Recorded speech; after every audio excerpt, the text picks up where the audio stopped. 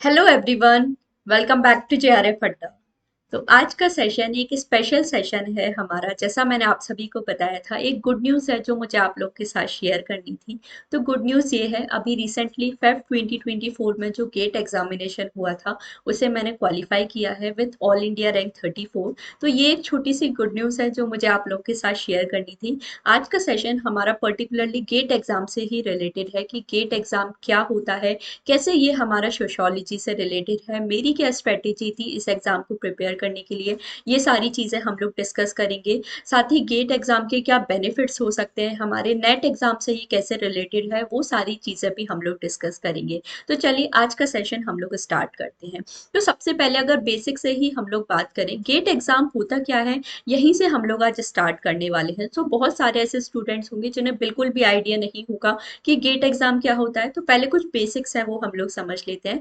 Gate exam अगर full form की अगर हम लोग बात करें, graduate aptitude test in engineering, ये गेट का हमारा फुल फॉर्म होता है। अब बहुत सारे स्टूडेंट्स के मन में ये डाउट आ रहा होगा कि मैम गेट एग्जाम तो इंजीनियरिंग से रिलेटेड है, फिर आपने से कैसे क्वालिफाई किया? तो क्या आपने मतलब बीटेक वगैरह किया है? तो ऐसा नहीं है, मैंने भी नॉर्मल अपना पोस्ट ग्रेजुएशन सोशियोलॉजी से ही किया है। बट गेट एग्जाम आप जानते हो, हमारे जो टॉप मोस्ट 7 आईआईटीज हैं और आईआईएससी बेंगलोर है, वो साथ में मिलके गेट एग्जामिनेशन कंडक्ट कराता है। तो बेसिकली तो इंजीनियरिंग स्टूडेंट से होता है, बट स्पेशली 2021 से 6 ह्यूमैनिटी सब्जेक्ट में गेट एग्जाम हमारा स्टार्ट किया है। तो ये 6 ह्यूमैनिटी सब्जेक्ट हैं जो गेट में इंक्लूड किए गए हैं। यहाँ पे आप देख सकते हो सोशियोलॉजी सब्जेक्ट है, तो यहाँ पे अलग अलग सब्जेक्ट होते हैं। जैसे यूजीसी नेट में अलग अलग सब्जेक्ट होते हैं, उसी तरह से गेट एग्जाम में भी अलग अलग सब्जेक्ट हैं। तो मैंने सोशियोलॉजी सब्जेक्ट से गेट एग्जाम क्वालिफाई किया है। अगर कुछ बेसिक्स की बात करें तो गेट एग्जाम क्या है, तो गेट एग्जाम एक नेशनल लेवल एग्जामिनेशन है जो बेसिकली हमारी 7 आईआईटीज हैं। आईआईटी बॉम्बे, दिल्ली, गुवाहाटी, कानपुर, खड़गपुर, मद्रास, रुड़की, ये जो टॉप मोस्ट 7 आईआईटीज हैं, और साथ में हमारा आईआईएससी बेंगलोर, ये 8 इंस्टीट्यूशन है जो साथ में मिलके गेट एग्जाम कंडक्ट कराते हैं। अब ये जो गेट एग्जाम है, इसका बेनिफिट्स क्या होता है, या पर्टिकुलरली ह्यूमैनिटीज स्टूडेंट्स की अगर बात करें तो उनके लिए ये कैसे हमारा बेनिफिशियल है। तो गेट एग्जाम अगर हम लोग देखें, अगर आपका ड्रीम है कि आप आईआईटी से मास्टर्स या पीएचडी करना चाहते हो, तो उसके लिए गेट एग्जाम हमारा कंडक्ट कराया जाता है। तो मेरा ये गेट एग्जाम को देने का यही मोटिव था, और बाकी सारे स्टूडेंट्स का भी ये हो सकता है। जैसे बहुत सारे आप जानते हो ह्यूमैनिटीज बैकग्राउंड के हम स्टूडेंट्स हैं, तो यूजुअली इंडिया में जो लोग हैं, आईआईटी से हम काफी ज्यादा फैसिनेटेड होते हैं। मतलब हमेशा हमारे मन में कहीं ना कहीं ये ड्रीम होता ही है कि हमें भी आईआईटी से पढ़ना है। मतलब टॉप मोस्ट जो कॉलेजेस है, वर्ल्ड क्लास जो कॉलेजेस है, वहां पर हमें जाना है। तो क्योंकि ह्यूमैनिटीज बैकग्राउंड से है तो कई बार वो पॉसिबल नहीं हो पाता है। बट गेट एग्जाम आप लोगों के लिए एक अपॉर्चुनिटी है कि अगर आप आईआईटी से मास्टर्स या फिर पीएचडी अगर करना चाहते हो, तो उसके लिए आप गेट एग्जाम हम लोग देते हैं। क्योंकि काफी सारे आईआईटीज है, वहां पे गेट का जो स्कोर है वो आपका देखा जाता है ड्यूरिंग पीएचडी एंट्रेंस एग्जाम्स। तो ये चीज आपको पता होनी चाहिए। गेट एग्जाम यूजुअली इसलिए देते हैं ह्यूमैनिटीज वाले, अगर उन्हें आईआईटी से मास्टर्स या फिर हमारी पीएचडी करनी है। तो अगर पर्टिकुलरली अब आपको समझ भी आ ही गया होगा कि गेट एग्जाम क्यों इंपॉर्टेंट है, क्योंकि यूजुअली आपको अगर पीएचडी करनी है अच्छे इंस्टीट्यूट से, अगर आप पीएचडी करना चाहते हो, और आईआईटी से बेटर आई थिंक और कोई इंस्टीट्यूट हो नहीं सकता आपके लिए। तो काफी सारे आईआईटीज में ह्यूमैनिटीज का डिपार्टमेंट होता है, वहां से आप पीएचडी कर सकते हो। तो सोशियोलॉजी स्टूडेंट्स के लिए बहुत अच्छा मौका है। अगर आपको आईआईटी से पीएचडी करनी है तो मेरी सभी से ये रिक्वेस्ट है, आपको गेट एग्जाम एटलीस्ट ट्राई जरूर करना चाहिए। काफी इजी है और इसे इजीली आप क्वालिफाई कर सकते हो। तो ये कुछ बेसिक चीजें गेट एग्जाम के बारे में। इसके अलावा एक और मेन बेनिफिट हम लोग किस लिए करते हैं गेट एग्जाम, अगर आप पीएसयूज में जॉब करना चाहते हो, पब्लिक सेक्टर अंडरटेकिंग्स में अगर आप जॉब करना चाहते हो, तो उसके लिए भी गेट एग्जामिनेशन होता है। वहां पर भी जैसे जो पीएसयूज है, हमारे टॉप मोस्ट जो पीएसयूज है, एनटीपीसी है, ओएनजीसी है, हमारा भेल है, गेल है, ये सारे जो पीएसयूज है, टॉप मोस्ट पीएसयूज है, वहां पर भी हमारे डिपार्टमेंट्स होते हैं। तो वहां पर भी आप जॉब कर सकते हो। आपको वहां गेट का स्कोर देखा जाता है, इसके बाद आपके कुछ पर्सनल इंटरव्यूज और ग्रुप डिस्कशंस वगैरह ये सारी चीजें होती हैं। बट वहां पर जो गेट का स्कोर है वो बहुत ज्यादा हेल्पफुल हमारा होता है। तो पर्टिकुलरली अगर आप पीएसयूज वगैरह में जॉब करना चाहते हो, या फिर आईआईटी से आप मास्टर्स या पीएचडी करना चाहते हो, तो फिर गेट एग्जाम को हम क्वालिफाई करते हैं। अगर इसका जनरल पेपर पैटर्न की अगर हम लोग बात करें, क्वालिफाइंग क्राइटेरिया, एलिजिबिलिटी क्राइटेरिया इसका हमारा क्या रहता है, तो ये चीज आपको ध्यान रखनी है। अगर आप अंडर ग्रेजुएट थर्ड ईयर में हो, ड्यूरिंग अंडर ग्रेजुएशन भी आप अपने इस एग्जाम को दे सकते हो। अगर आप थर्ड ईयर में या उससे ज्यादा में अंडर ग्रेजुएट में हो तो भी आप दे सकते हो।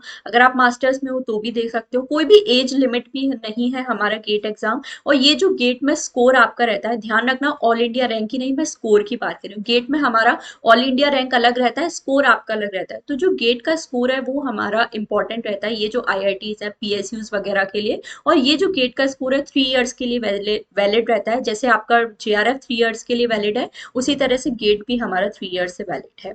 और ये चीज आपको ध्यान रखना है, ऐसा नहीं है कि आप गेट क्वालिफाई कर लोगे तो डायरेक्टली आपकी जॉब लग जाएगी या डायरेक्टली आपको आईआईटीज में पीएचडी के लिए एडमिशन मिल जाएगा। नेट की ही तरह ये भी एक एलिजिबिलिटी क्राइटेरिया या फिर हमारा बेसिक क्वालिफाइंग एग्जामिनेशन है, जिसके थ्रू आपको, हाँ हम ये बोल सकते हैं, बट इससे काफी ज्यादा इजी हो जाता है हमारे लिए अगर आप जॉब वगैरह में जाओगे, स्पेशली पीएसयूज में। तो बाकी कैंडिडेट्स के कंपैरिजन में आपको ज्यादा प्रेफरेंस वहां दी जाएगी, क्योंकि गेट आपने अगर क्वालिफाई किया है तो ये सारी चीजें वहां पर मैट्रिक करती है। सिमिलरली आईआईटीज में भी अगर आपने नेट किया है और अगर किसी पर्सन ने गेट किया है, तो जिस पर्सन ने गेट किया है, नेट किया है, जेआरएफ किया है, ऑब्वियसली उसको ज्यादा हमारी इंपॉर्टेंस और ज्यादा उसको अपॉर्चुनिटीज हमारी दी जाएंगी। तो ये आपको पता है, इसलिए जो गेट एग्जाम है वो ज्यादा जरूरी होता है। अब इसका किस तरह का स्ट्रक्चर रहता है, तो सबसे पहली चीज जो मैं आपको बता दूं, गेट एग्जाम सिर्फ और सिर्फ इंग्लिश एग्जामिनेशन में होता है, ना ही हिंदी, ना ही कोई लोकल लैंग्वेज, रीजनल लैंग्वेज में। सिर्फ और सिर्फ इंग्लिश एग्जाम में होता है। अब ये सुन के बहुत सारे स्टूडेंट्स हताश हो गए होंगे और वीडियो भी वो बंद कर देंगे, बट ऐसा नहीं करना है। अगर आप थोड़ा सा ट्राई करो, इसलिए मैं बोलती हूँ क्योंकि हमारा एजुकेशन सिस्टम ऐसा है, कब अभी भी यहाँ पर कहीं ना कहीं इंग्लिश को थोड़ा ज्यादा प्रेफरेंस दिया जाता है। तो इसलिए बस थोड़ा सा इंग्लिश पर फोकस रहता है कि अगर आप अच्छे से प्रिपेयर करो तो आप इस एग्जाम को क्वालिफाई कर सकते हो। तो अगर आप हिंदी बैकग्राउंड से भी हो तो एटलीस्ट थोड़ा सा अगर आप ट्राई करो तो आप इस एग्जाम को यहाँ पर क्वालिफाई कर सकते हो। बाकी ये भी हमारा ऑब्जेक्टिव टाइप एग्जामिनेशन होता है, बट इसका पेपर पैटर्न थोड़ा सा नेट से डिफरेंट होता है। यहाँ भी एमसीक्यू टाइप क्वेश्चन होते हैं, यहाँ पे एसक्यू टाइप क्वेश्चन होते हैं, न्यूमेरिकल आंसर टाइप क्वेश्चन होते हैं। साथ ही जो एक और इम्पोर्टेंट चीज यहाँ पे ध्यान रखनी है, नेगेटिव मार्किंग भी हमारी गेट में होती है। तो ये कुछ बेसिक एग्जाम पैटर्न है जो गेट के बारे में आपको पता होना चाहिए। अब हम लोग बात करें कि सोशियोलॉजी से कैसा रिलेटेड है या किस तरह का इसका स्ट्रक्चर रहता है। तो गेट एग्जाम यूजुअली 100 मार्क्स का हमारा होता है, और यहाँ पे 3 सेक्शंस में ये जो 100 मार्क्स हैं डिवाइड किए गए हैं। तो सोशियोलॉजी की अगर बात करें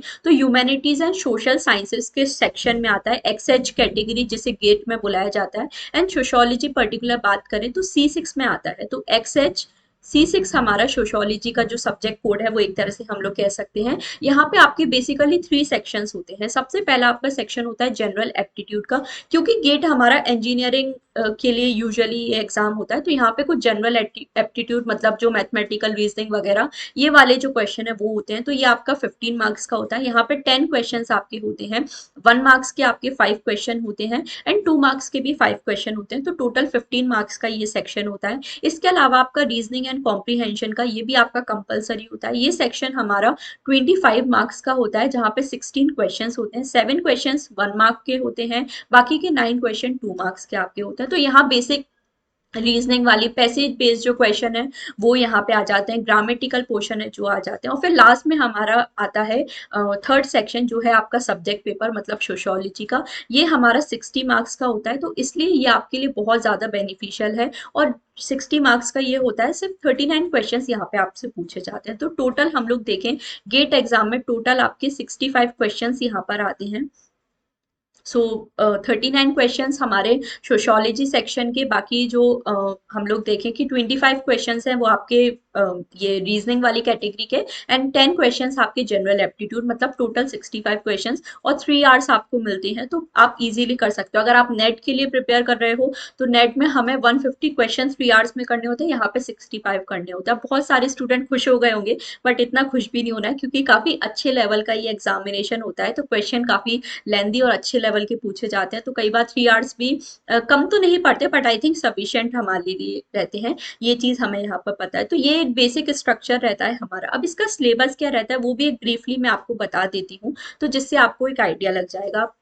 अब सबसे पहले तो देखो, सबसे बेस्ट बेनिफिट आपको क्या है अगर आप सोशियोलॉजी से हो। यहाँ पे 100 मार्क्स का पेपर है, उसमें से जो 60 मार्क्स का पोर्शन है ये आपका सोशियोलॉजी का है। मतलब 60% जो पेपर है वो आपका सोशियोलॉजी पोर्शन से आएगा, बाकी 40% आपका मैथ और रीजनिंग वाला ये क्वेश्चन हो जाता है। अब गेट का जो कट ऑफ है वो आप सुनोगे तो आप बहुत ज्यादा हैरान रह जाओगे। गेट का बहुत सारे स्टूडेंट्स को ऐसा लगता होगा कि बहुत ज्यादा कट ऑफ जाता होगा, क्योंकि काफी अच्छे लेवल का एग्जाम है। बट आप ध्यान रखना, क्योंकि इस एग्जाम में नेगेटिव मार्किंग होती है, तो नेगेटिव मार्किंग जिन एग्जाम्स में होती है उसमें एक ये बेनिफिट रहता है कि यहाँ पे कट ऑफ बहुत लो रहता है। जैसे अभी मैं अगर इस एग्जाम, अभी जो रिसेंट एग्जाम हुआ है जो मैंने क्वालिफाई किया है, यहाँ पे कट ऑफ की बात करूँ तो सिर्फ और सिर्फ 36 मार्क्स यहाँ पे कट ऑफ रहा है जनरल कैटेगरी में। तो आप खुद समझ सकते हो कि एग्जाम का लेवल किस तरह से होगा, कितना ज्यादा अच्छे लेवल का ये पेपर होगा। डिफिकल्ट नहीं है, अच्छे लेवल का, मतलब स्टैंडर्ड लेवल का ये पेपर है कि सिर्फ 36 मार्क्स यहाँ पर हमारा कट ऑफ किया है। तो अगर आप मतलब अच्छे से प्रिपेयर करो, अगर आप सोशियोलॉजी वाले पोर्शन पे भी फोकस करो ना,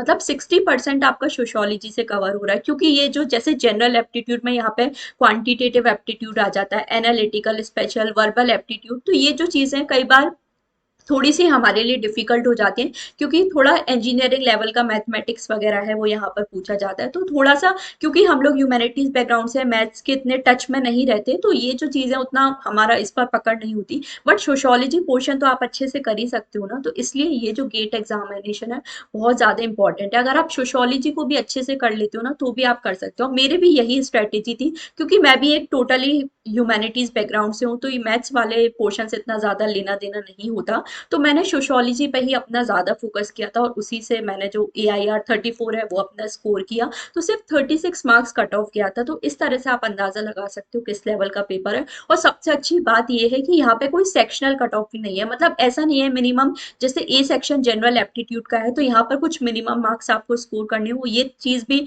आई थिंक नहीं है। तो वो भी आपके लिए बहुत ज़्यादा बेनिफिशियल है।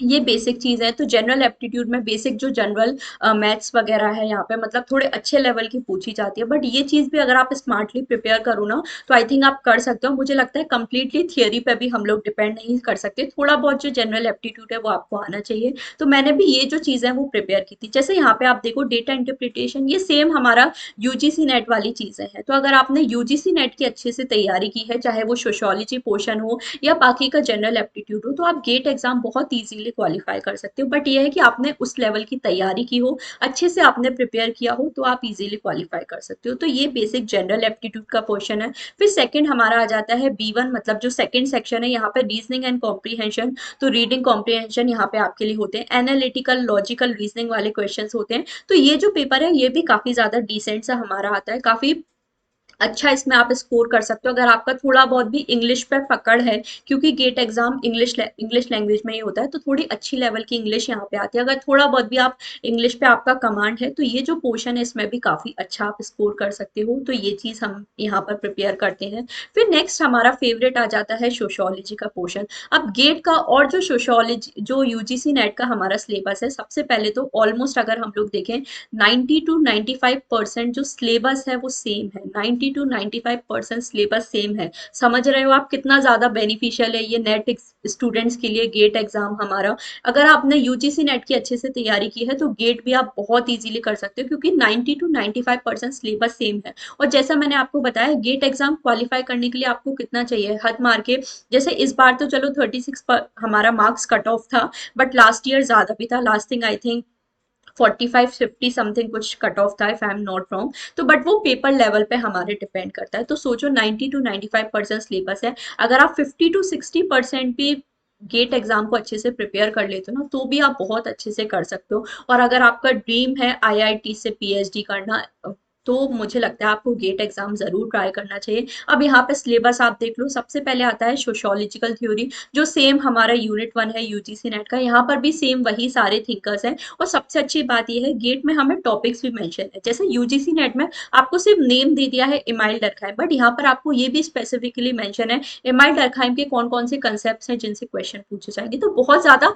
स्पेसिफिकली जो सिलेबस है उसे बहुत अच्छे से यहाँ पे डिफाइन किया है। तो आप अच्छे से सारी चीजें उसको प्रिपेयर कर सकते हो। तो यूनिट 1 यहाँ पर ऑलमोस्ट हमारी सेम है, सेम सारे टॉपिक्स हैं, जैसे स्ट्रक्चर फंक्शनलिज्म में सेम वही मेलिनोस्की ब्राउन जो सारे थिंकर्स पढ़ते हैं, हार्मेन्यूटिक्स में भी वही है, जीएच मीड, एल्फा शूट्स, इरविंग कॉफमैन, इनके सारे कंसेप्ट। पोस्ट मॉडर्निज्म भी हम लोग यहाँ पे पढ़ते हैं, बट यहाँ पे एक फ्रैंकफर्ट स्कूल थोड़ा सा अलग से मेंशन है। हालांकि ये यूजीसी नेट के सिलेबस में भी है और मतलब गेट के सिलेबस में भी है, बट यहाँ से अलग से मेंशन है। यूजीसी नेट में अभी रिसेंट टाइम में यहाँ से ज्यादा क्वेश्चन नहीं बनते हैं, बट गेट में ये अलग से मेंशन है, तो थोड़ा सा प्रिपेयर करते हो। वैसे भी हम यूजीसी नेट में पढ़ते ही हैं, तो इसमें भी कोई आपको प्रॉब्लम नहीं होगी। एक जो सेक्शन यहाँ पे थोड़ा सा अलग से हमें हाईलाइट किया गया है, वो है कॉन्फ्लिक्ट थियरी वाला। तो यूजीसी नेट में आप देखो, कॉन्फ्लिक्ट थियरी पहले हमारे सिलेबस में था, अभी ये नहीं है, बट यहाँ पर ये है। तो ये भी आई थिंक बहुत ज्यादा डिफिकल्ट आपके लिए नहीं।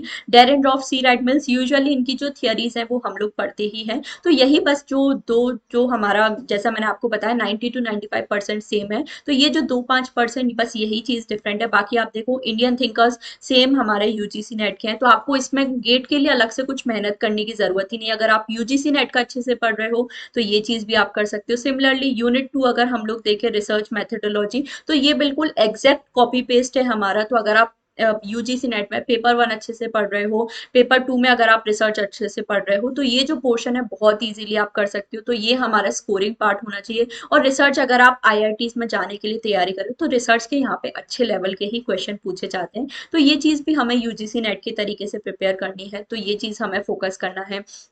नेक्स्ट आता है यूनिट 3 सोशोलॉजिकल कंसेप्ट्स। तो ये भी अगेन हमारा पूरा रिलेटेड है यूजीसी नेट से। तो ये जो 3 यूनिट्स है ना, ये सबसे ज्यादा स्कोरिंग है। और जैसा मैं आपको यूजीसी नेट में भी हमेशा बोलती हूँ, चाहे आप कोई भी एग्जाम दे लो यूजीसी नेट का सोशोलॉजी से रिलेटेड, ये जो 3 यूनिट्स है, हमारी रिसर्च है, सोशोलॉजिकल थ्योरी और जो बेसिक कंसेप्ट हैं, ये सारे हमारे सेम ही है। ये क्योंकि कोर है, तो इसलिए मैं हमेशा आपको बोलती हूँ कि ये जो 3 यूनिट्स है, इस पर बहुत ज्यादा हमें फोकस करना है। और ये आप अच्छे से प्रिपेयर करोगे तो किसी की भी एग्जाम को कर सकते हो। इसलिए मैंने हमेशा ये आपको पढ़ाया, यूट्यूब पर भी ये आपको पढ़ाया। और स्पेशली जो कोर्स मैंने आपके लिए एटम 2.0 बैच है, वहां पे मैंने unit first, second and third specially इस बार बहुत ज्यादा टारगेट किया है, क्योंकि सिर्फ हमें यूजीसी नेट की तैयारी नहीं करनी, क्योंकि यूजीसी नेट से मतलब डायरेक्टली ऐसा भी नहीं है कि जॉब लग जाती है। हमें जो बेसिक कोर है वो अपना स्ट्रॉन्ग करना है। तो स्पेशली जो हमारा इस बार एटम 2.0 जो हमारा कोर्स था, मैंने यूनिट 1 को प्रॉपर 1 मंथ वहां पर दिया है। मतलब आप सोच सकते हो इतना ज्यादा इन डेप्थ मैंने वहां सारी चीजों को पढ़ा है। बिल्कुल बेसिक से सारे जो कंसेप्ट हैं वो क्लियर किए हैं। सिमिलरली यूनिट 3 भी क्योंकि बहुत ज्यादा वास्ट है, इतने सारे अलग अलग कंसेप्ट हैं, तो यूनिट 3 को भी प्रॉपर 1 मंथ वहां पे मैंने दिया है। मतलब 30 to 30+ आवर्स की वहां पे क्लासेस हैं टोटल, अगर आप यूनिट 3 की देखोगे। मतलब इन डेप्थ मैंने इतना ज्यादा हर चीज को वहां पे कवर किया है। तो ये जो कोर्स में ये जो चीज है, ये आपको बहुत ज्यादा बेनिफिट करती है। तो इस तरह से ये जो 3 यूनिट्स हैं, इन्हें आपको बहुत अच्छे से प्रिपेयर करना है, जिससे सारी चीजें आप यहाँ पे कवर कर सको। तो हमेशा यूजीसी नेट में, और अगर आप गेट को आप टारगेट कर रहे हो, तो ये जो 3 यूनिट्स हैं, मैं आपको हमेशा बोलूंगी इन्हें कभी भी नहीं छोड़ के जाना है। ये आपको हर एग्जाम में बेनिफिट करेंगी। इसके अलावा हम लोग देखें, बाकी देखो agrarian sociology and rural transformation, ये अगेन यूनिट 4 से हमारा पूरी तरह से रिलेटेड है। इसके बाद फैमिली मैरिज एंड किनशिप, ये यूनिट 8 का हमारा पूरा टॉपिक है। तो वही सारी चीजें दी गई हैं। अब ये चीज भी देखो गेट में अच्छे से मेंशन है। जैसे यूजीसी नेट में आप जानते हो बहुत सारे इंडियन थिंकर्स है, वो भी हमें पूछा जाता है, बट वो इंडियन थिंकर्स स्पेसिफिकली हमारे सिलेबस में मेंशन नहीं है,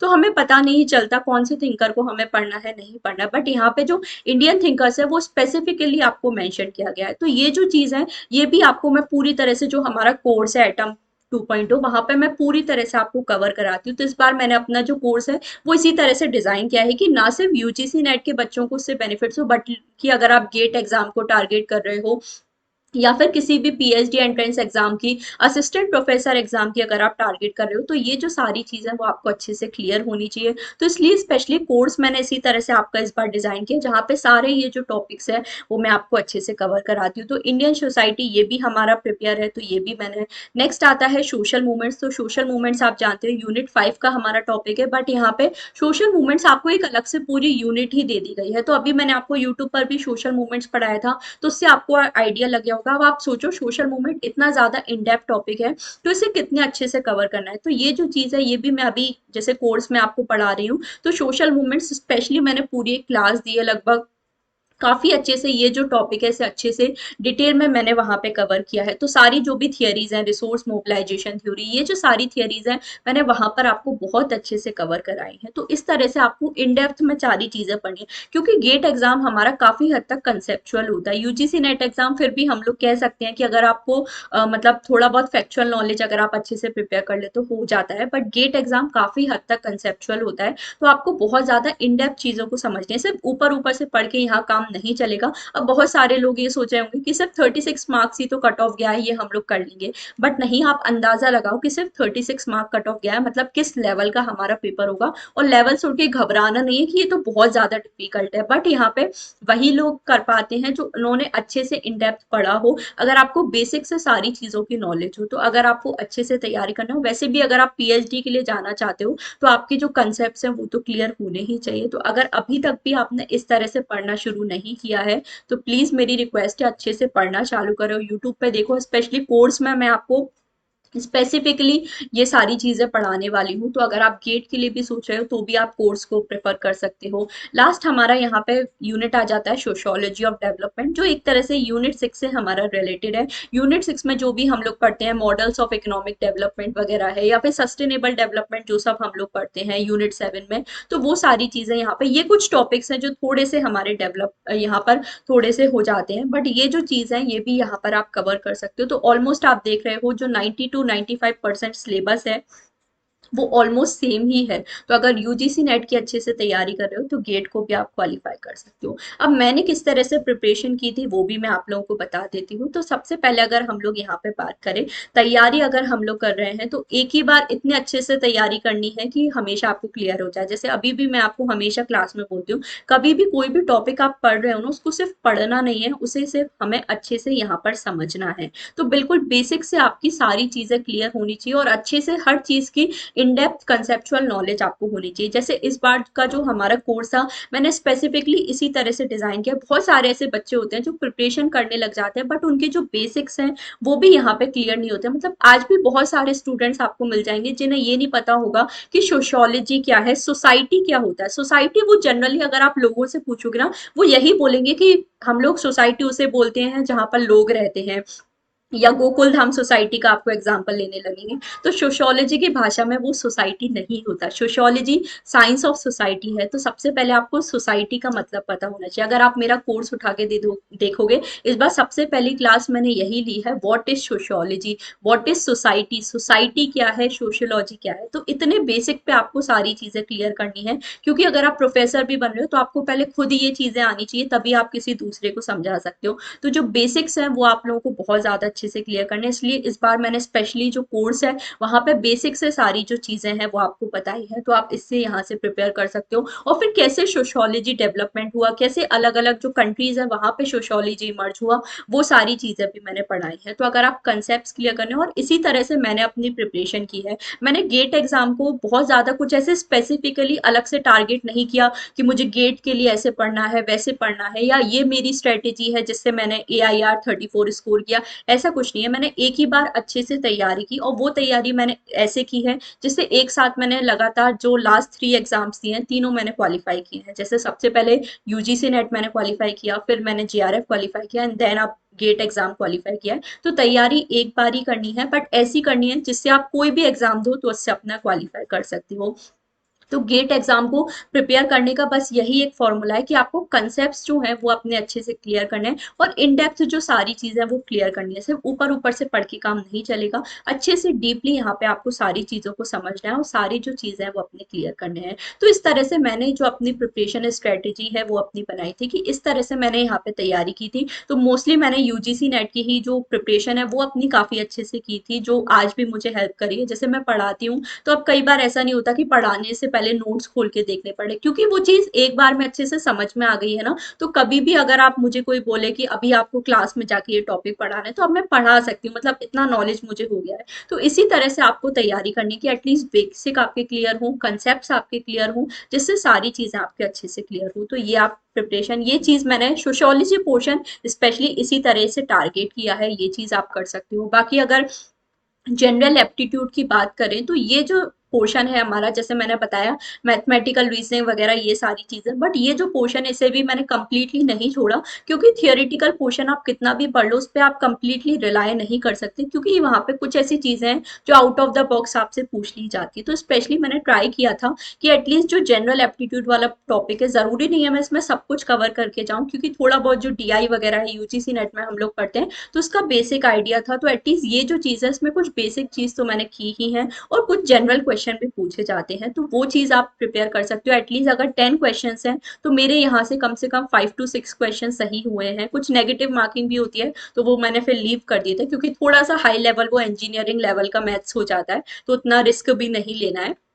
अगर जनरल एप्टीट्यूड के में भी आप 5 to 6 क्वेश्चन सही कर लेते हो तो काफी अच्छा आपको हेल्प मिल जाती है। फिर हमारा जो B1 सेक्शन आता है, बेसिकली जो रीजनिंग एंड कॉम्प्रीहेशन है, तो वो आपकी प्रैक्टिस पर डिपेंड करता है, कितना ज्यादा आपको रीडिंग हैबिट है, कितने अच्छे से आप क्वेश्चन को समझ सकते हो, उसे अप्लाई कर सकते हो, तो उस पर ही डिपेंड करता है। अब ये जो कॉम्प्रीहेंशन है आपकी सोशोलॉजी से रिलेटेड भी हो सकते हैं, और कॉम्प्रीहेंशन ऐसा नहीं है कि डायरेक्ट आप पैसेज पढ़ोगे और आपको उसमें आंसर मिल जाएगा, नहीं, यहाँ पर भी आपकी जो कंसेप्चुअल नॉलेज है ना वो चेक की जाती है। कॉम्प्रीहेंशन ऐसा होगा और उससे आपके इन्फ्रेंस्ड बेस्ड क्वेश्चन होंगे, मतलब एक सिचुएशन आपको दे दिया अगर कॉम्प्रीहेंशन में, और अब आपको उसका बताना है कि ये सिचुएशन में क्या सिनेरियो हमारा रहेगा या क्या इसका कंक्लूजन हम लोग निकाल सकते हैं, तो यहाँ पर भी दिमाग आपको लगाना पड़ेगा। मतलब अच्छे से अगर आपको वाकई में अपना वर्थ चेक करना है ना कि मैं कहाँ पे स्टैंड करता हूँ, तो इस तरह से गेट जैसे जो एग्जामिनेशन है वो आपको देने चाहिए, जिससे आपको एटलीस्ट अगर आपको चलो नहीं भी जाना है आईआईटीज वगैरह में, तो एटलीस्ट आपको एक आइडिया मिल जाता है कि कैसे हमें सारी प्रिपरेशन करनी है। तो इस तरह से मैंने जनरल एप्टीट्यूड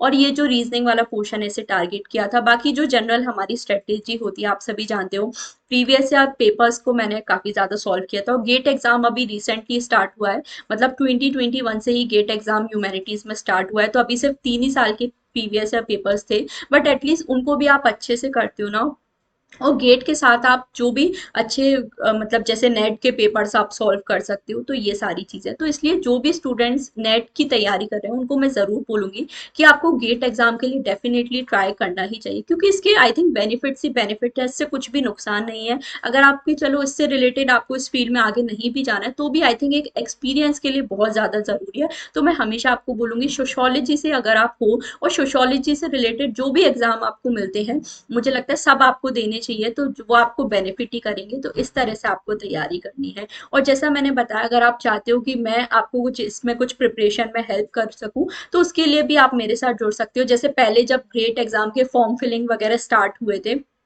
तो उस टाइम भी मैंने काफी सारा आपको बताया था गेट एग्जाम क्या होता है, काफी मैंने आपके लिए इवन स्ट्रेटेजी वीडियोस भी बनाए थे कि कैसे गेट एग्जाम के लिए तैयारी करनी है। पीवाईक्यूज हैं गेट के, वो भी मैंने आपको सॉल्व कराए थे। तो अगर काफी सारे अगर इस बार और स्टूडेंट हैं जो प्रिपेयर करना चाहेंगे तो मैं स्पेसिफिकली गेट को टारगेट करते हुए भी आपके साथ वीडियो लेकर आ सकती हूँ, तो आप मेरे साथ जुड़ सकते हो। बट कमेंट करके मुझे जरूर बताना कि आप में से कौन कौन से ऐसे स्टूडेंट हैं जो सोच रहे हैं कि अगले बार वो भी गेट एग्जाम देंगे, तो फिर उस तरह से हम यहाँ पर गेट एग्जाम को टारगेट करेंगे और अच्छे से तैयारी करेंगे। और अगर जैसा मैंने बताया यूजीसी नेट की आप तैयारी करते हो तो सिलेबस ऑलमोस्ट हमारा सेम ही है, तो गेट एग्जाम भी आप इजीली क्वालिफाई कर सकते हो। बस ये है कि आपके कंसेप्ट अच्छे से क्लियर हो, आपने अच्छे से पढ़ाई की हो, ये चीज आप कर सकते हो। तो अगर आपको मेरी कुछ हेल्प की ज़रूरत है तो उसके लिए आप जानते हो कोर्सेज भी यहाँ पे अवेलेबल हैं। और जैसा मैंने बताया कोर्स में स्पेसिफिकली मैं कंसेप्चुअल नॉलेज पे ही ज़्यादा फोकस करती हूँ, मतलब एक एक जो कंसेप्ट है ना वो अच्छे से समझ में आनी चाहिए, सिर्फ ऊपर ऊपर से पढ़ के काम नहीं चलेगा, अच्छे से कंसेप्ट को इन डेप्थ में आपको सारी चीज़ों को समझना है। तो ये जो कोर्स है इसको भी आप देख सकते हो, ट्राई कर सकते हो, यूट्यूब पे आप कंटेंट देख के जज कर सकते हो। अगर यूट्यूब पे आपको समझ में आ रहा है तो इतना मैं अश्योर कर रही हूँ कि आपको कोर्स में नेक्स्ट लेवल चीजें ही मिलेंगी, और अच्छे से स्ट्रक्चर्ड वे में इन डेप्थ में वहां पर आपको सारी चीजें कराई जाएंगी। तो अगर आप मेरे साथ प्रिपेयर करना चाहते हो तो आप इस कोर्स को ज्वाइन कर सकते हो। और अभी आज होली है तो फर्स्ट ऑफ ऑल तो very happy Holi to all of you, and Holi special offer भी आप सभी के लिए है, स्पेसिफिकली अभी 23rd to 25th मार्च को आपके लिए ये होली स्पेशल ऑफर है। अगर आप तैयारी करना चाहते हो मेरे साथ यूजीसी नेट गेट की पीएचडी एंट्रेंस एग्जाम की सेट एग्जाम की, तो आप हमारे इस कोर्स को भी ज्वाइन कर सकते हो, जहाँ पर 10% ऑफ अभी इन कोर्सेज पे दिया जा रहा है, तो होली कोड आप यूज कर सकते हो। बस लास्ट में एक छोटा सा मोटिवेशन है जो मैं आप लोगों को यहाँ पे देना चाहूंगी, कि हम बहुत सारे ऐसे स्टूडेंट्स होंगे आप में से जिन्हें ऐसा लगता होगा कि हम मतलब ऐसे बैकग्राउंड से हैं जहाँ पे हमें बहुत सारी अपॉर्चुनिटीज नहीं मिल पाई है लाइफ में। मैं भी even I am one of them, क्योंकि मैं भी एक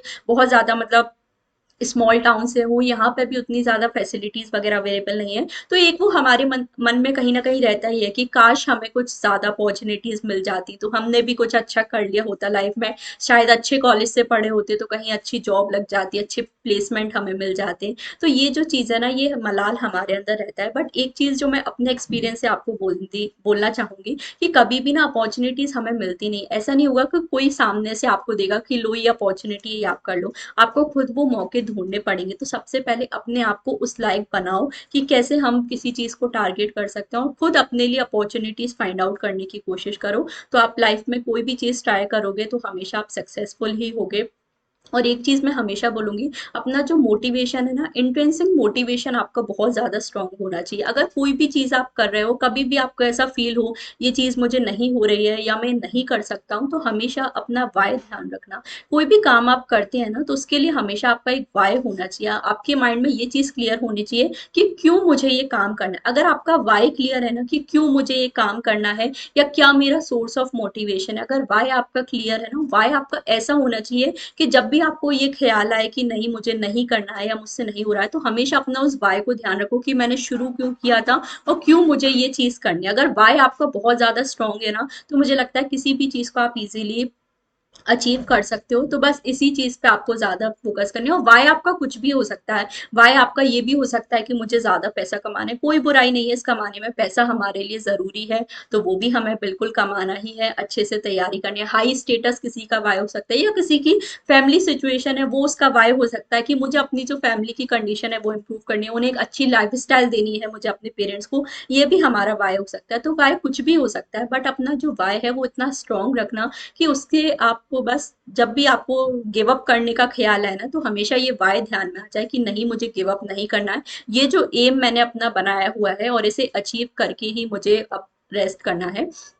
तो ये जो चीज़ है इस पे अगर आप हमेशा फोकस करोगे तो कोई भी चीज़ अपने लाइफ में अचीव कर सकते हो। तो ये बस एक छोटा सा मोटिवेशन था। आज का ये जो सेशन था वो बस इसलिए था कि शायद मेरे जो एक्सपीरियंसेस हैं वो आपको कुछ हेल्प करें और आपको भी कुछ ना कुछ आप भी अपनी लाइफ में अचीव कर सको। तो अगर ये जो स्टोरी है, मतलब ये जो भी स्ट्रेटेजी है, अगर आपको अच्छी लगी हो तो ज़रूर मुझे कमेंट सेक्शन में बताना। और कोई भी आपको हेल्प चाहिए हो यूजीसी नेट से रिलेटेड, गेट से रिलेटेड, सेट एग्जाम से related, PhD assistant professor exam से रिलेटेड, तो वो भी आप मुझे ज़रूर बता सकते हो। और कोर्सेज भी यहाँ पर चलते हैं, उनको भी आप ज्वाइन कर सकते हो। साथ ही यूट्यूब पर भी मेरी डेली 3 PM पे आपके लिए क्लासेस होती है, तो इन क्लासेस को भी आप फॉलो कर सकते हो। तो आई होप आज का ये सेशन आपको अच्छा लगा होगा। Thank you so much for joining the session.